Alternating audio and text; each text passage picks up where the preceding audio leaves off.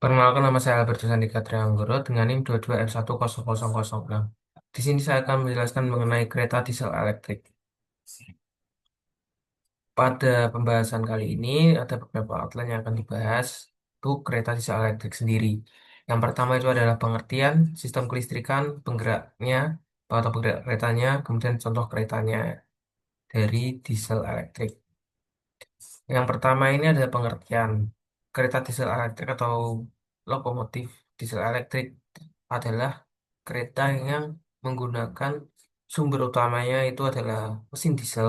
Ini, namun mesin diesel ini tidak langsung untuk menggerakkan roda dari kereta ini, namun untuk memutar alternator, di mana mesin diesel ini akan menghasilkan putaran.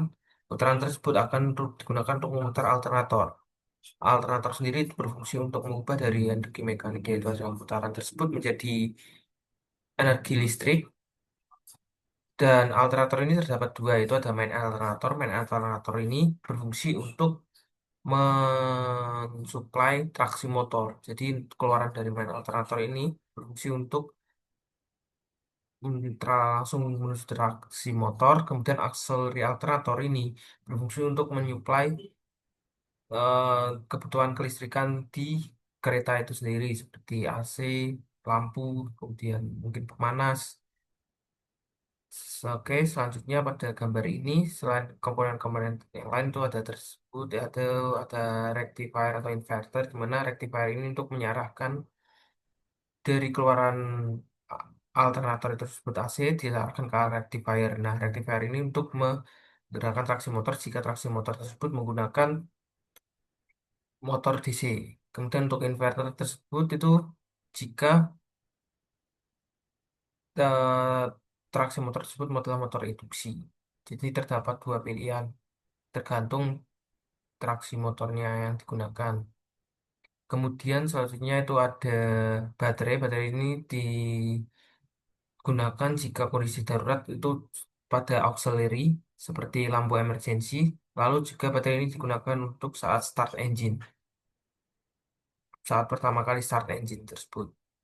Kemudian di sini ada cap window masinisnya dan juga ada kontrolnya di sini. Kemudian ada kompresor. Kompresor di sini adalah berfungsi untuk pengereman pada kereta maupun buka tutup pintu kereta pneumatik. Oke, selanjutnya kita akan masuk ke sistem kelistrikannya. Untuk sistem kelistrikannya sendiri adalah skemanya adalah sebagai berikut. Di mana yang pertama itu diesel engine akan menghasilkan putaran atau sumber utama dari diesel elektrisnya ada diesel mesin dieselnya sendiri untuk memutar alternator. Untuk alternator sendiri akan mengubah dari energi putaran tersebut menjadikan listrik AC 3 fasa. Kemudian listrik AC 3 fasa tersebut dari skema ini akan masuk ke rectifier. Nah, rectifier ini untuk menyerahkan AC 3 fasa tersebut. Lalu selanjutnya akan masuk ke inverter VVVF. Di mana ini jika menggunakan traksi motor induksi atau AC. Jadi dari rectifier ini langsung ke VVVF. Kemudian dari VVVF ini akan masuk menuju traksi motor tersebut dan juga gearbox, di mana ini akan menggerakkan roda. Jadi pengaturan kecepatan ini untuk jika penggunaannya adalah motor AC atau induksi, itu dapat diatur melalui VVVF, di mana VVVF adalah variable voltage, variable frekuensi, di mana dapat diatur kecepatannya melalui mengubah frekuensinya, frekuensinya. Kemudian setelah dari main rectifier ini juga masuk ke SIP, di mana SIP ini sendiri itu adalah static inverter. Static inverter ini hampir sama atau sama dengan auxiliary alternator. Jadi SIP ini sebenarnya keluarannya itu lebih stabil daripada VVVF, di mana VVVF itu digunakan untuk yang bervariasi, namun untuk SIP ini untuk menyuplai eh, ke kebutuhan kelistrikan auxiliary seperti AC, lampu, dan lain-lainnya pada kereta itu sendiri. Untuk penggeraknya sendiri itu dapat berupa AC, motor AC atau traksi motor AC reduksi, dan juga traksi motor DC. Namun di Indonesia lebih banyak digunakan yaitu adalah traksi motor DC karena mempunyai torsi yang tinggi. Kemudian kereta diesel elektrik ini digunakan jika lebih aktif jika untuk jarak jauh, tidak seperti KRL ataupun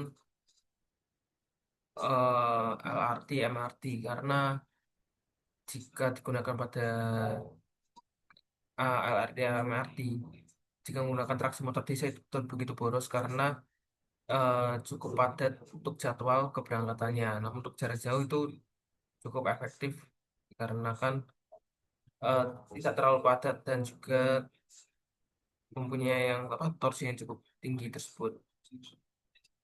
Selanjutnya itu adalah contoh keretanya, itu yang pertama adalah lokomotif JC206 dan juga yang kedua adalah KA Batara Kresna, di mana untuk kedua kereta ini adalah kereta yang menggunakan diesel elektrik.